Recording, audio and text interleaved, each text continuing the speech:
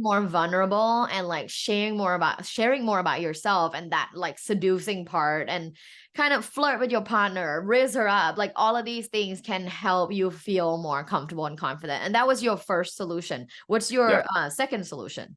You need to get ahead of the ED situation. You've got to tell your partner.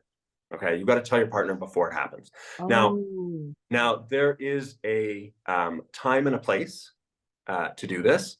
Maybe not by text, or maybe not by text, huh? Yeah. Do you think it's better in person? Oh yeah, absolutely. And I think there's a time and place for this. Like probably, my favorite window of opportunity for this is after the first kiss, but before we get to the bedroom. Okay. So the first kiss is going to indicate that, at some point, either within the next few hours or a few days or a few weeks, we're probably going to end up in bed, hopefully. So it's a good time to, so it would be after that initial indication from your partner that I'm attracted to you sexually and you're attracted to me. So it'd be a good time for that talk. So how should I tell my date that I sometimes experience ED? Sure. So what I say is the following. I say, look, I really like you. It seems like, things seems to be going well. And it seems like, at some point we might end up into bed together. And I'm really excited for that because you're really hot. I'm really attracted to you and I really like you. But I got to tell you that, sometimes, not all the time, but sometimes it's happened before. Sometimes I have a problem getting an erection when I want to. And the reason why I want to tell you that is because I don't want you to think it's your fault. And you're saying that disclosing this is better than not. If you only take away one message from this podcast, do this. And again, you have to do it at a particular time and place. You don't do it, you don't do it just as soon as you meet the person or whatever. Like there's got to be a little bit of chemistry. There's got to be a little bit of physical contact, but then it's a good time to do it. Every time I've done this, I've never had a problem getting it up. Oh, interesting. 100% success rate. Wow.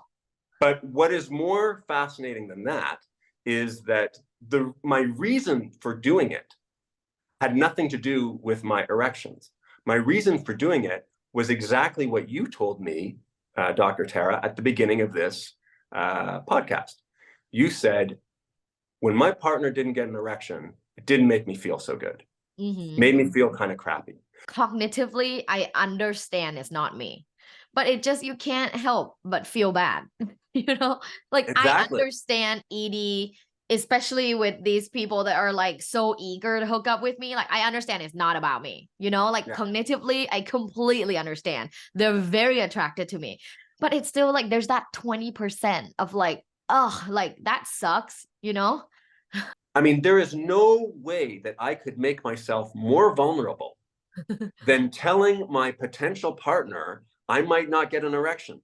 That is the most vulnerable thing I could possibly say to a woman, especially a woman that I'm trying to seduce, especially a woman that I want to get into bed with her. Yeah. And so I make this statement of massive vulnerability.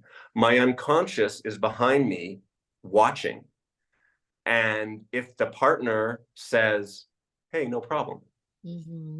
Hey, like, that's fine. I'm really glad you told me. We're going to have fun no matter what we do. So then my unconscious is going to feel good and my erections are going to flow. And I think that making that statement has such an impact because, first of all, you take all the pressure off yourself. So you've just basically said, I'm not going to get an erection. That's the way it's going to be. So there's no more pressure on you to perform. You've sort of said, like, this is the way it's going to go tonight.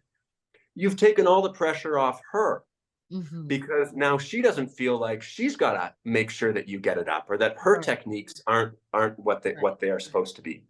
So that's also helpful. And then thirdly, you've created a space where you can have amazing sex without an erection. Right. Yeah, I love that. So what's another good solution for ED? Okay. So what I've been talking about with these first two solutions are things to do outside of the bedroom. Okay. But the first one is no blowjobs. Oh, okay. Why? Why? Because a blowjob is a high, it's sort of it's an interesting sex act, but it's kind of low on the intimacy scale. So if we're trying to ramp up intimacy and safety, like your eyes, it's tough to see each other. Your heads But are your far penis is apart. literally in my mouth. There's no more. Well, no, I think there is. I think there is one more intimate place where it could go. Actually, That's true. That's true. That's yeah, true. I think Oh, there one is. or two more. Depends on Maybe, which yeah, hole yeah. you Well, at like. least one. At least one. Yeah, But okay, yeah. I see. It doesn't feel as emotionally intimate. Exactly, Okay. exactly. And I think it's also a high Yeah, it pressure really is because position. it's focusing on the dick and it's like, oh, I'm Exactly. giving you a blowjob. It's hot. Why are you not hard? It's kind of like a Yeah. lot of pressure. We get this message from porn. 100% of blowjobs lead to an erection. People, it's not like this. I'm sorry.